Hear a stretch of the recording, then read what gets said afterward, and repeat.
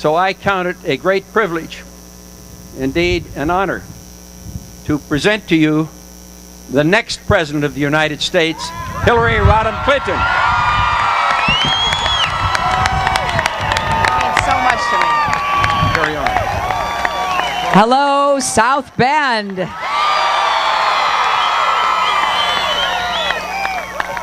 What a wonderful day to be in a ballpark. And we're gonna hit some of those balls out of this stadium and out of our country stadium, because we're gonna go to bat and fix America together. We're gonna go fight for America. We're gonna round the bases. We're gonna score a lot of runs, and we're gonna feel really good about the home team, namely the American team, the team we're all a part of. It is such an honor for me to be here with people whom I have such great regard and affection for. I want to thank Joe and Maggie for their leadership and their friendship. And I read up about how Joe led the charge to get some local people to buy the Silverhawks so that they wouldn't be moved. And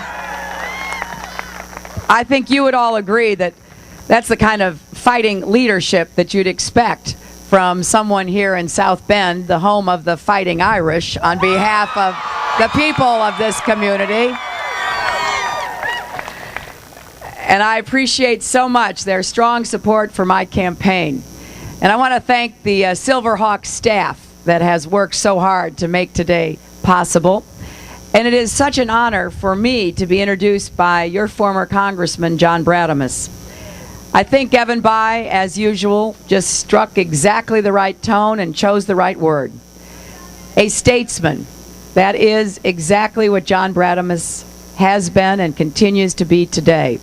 His eloquence, his common decency, his love of humanity and service has continued to motivate him to work tirelessly to try to make whatever contributions he can in education and international relations and diplomacy and so much else. So it's a great personal privilege to have been endorsed and introduced by John Bradamus. And I have to thank your great senator and my friend, Evan Bayh, who has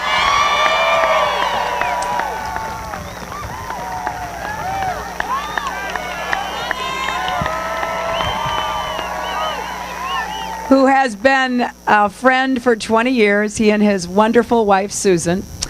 And he and I served together on the Senate Armed Services Committee, so we actually sit next to each other. You can see us on C-SPAN. Sometimes we're talking to each other and passing notes to each other.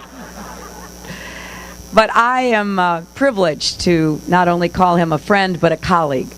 He and I went together a little over a year ago to Iraq, Afghanistan, and Pakistan, where we visited with and saw firsthand many of the challenges that our young men and women who wear the uniform of our country are facing, and we reached a conclusion that we have been pursuing ever since, that it is in America's best interests, and we believe also in Iraq's best interests, that we bring our troops home as quickly and responsibly as possible.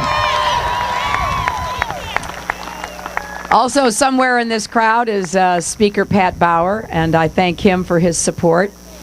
I was thinking that we were at Mishawaka. Some of you might have been there in the high school, known as the Cave. Today we're in the Cove. I hope we're in the groove, gathering support as we travel across Indiana, because this is a momentous election.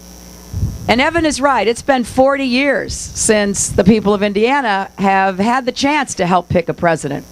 And remember how memorable and historical that was 40 years ago. The campaign in Indiana in 1968 is the stuff of legend.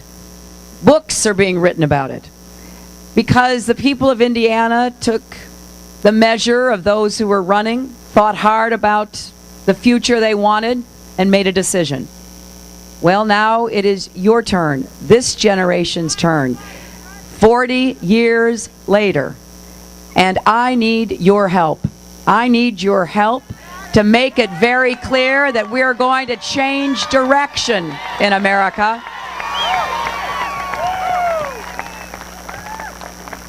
We have a great grassroots campaign going, lots of Hoosiers for Hillary, and I'm grateful to each and every one of you who have already made up your minds to support me.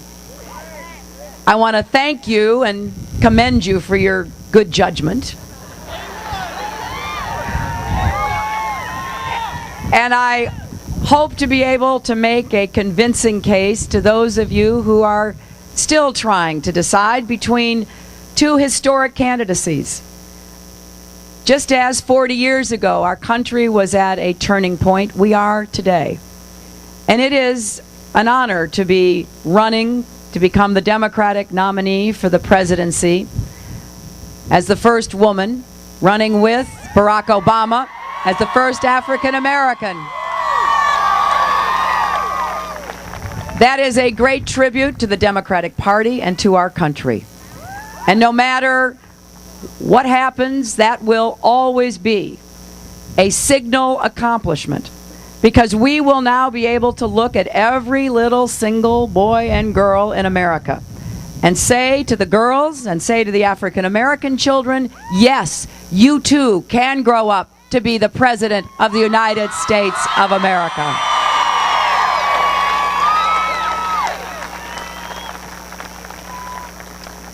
A lot of people wish they didn't have to decide. I hear that all the time. But we have to decide. And the reason why I'm running for president is because I think we need someone on day one who can go into that Oval Office and as commander-in-chief start making the tough decisions that confront us around the world, and as president turn this economy around so it starts working for middle-class and hard-working families across Indiana again. There is no doubt in my mind that despite the rather daunting challenges we face as a nation, we are up to it. We are Americans. You know, we are the people who keep moving toward a better future. Break down the barriers and obstacles to human progress. Create, innovate, imagine, and then pass on those blessings and accomplishments to our children and our grandchildren, expecting them to continue that forward movement of progress. We are at risk of breaking that chain of progress. We stand at a point where there is nothing guaranteed that will make it an absolute promise that the American dream will continue unless we choose to act now to make sure that we can see the progress continue. In order to do that, we need a vigorous debate in this election about what direction we should be heading and what the various solutions are that we would offer to the people of our country. I've been very specific across Indiana and America to talk about solutions, because my campaign is about solutions, not speeches. It is about working to make the changes that we know we must have.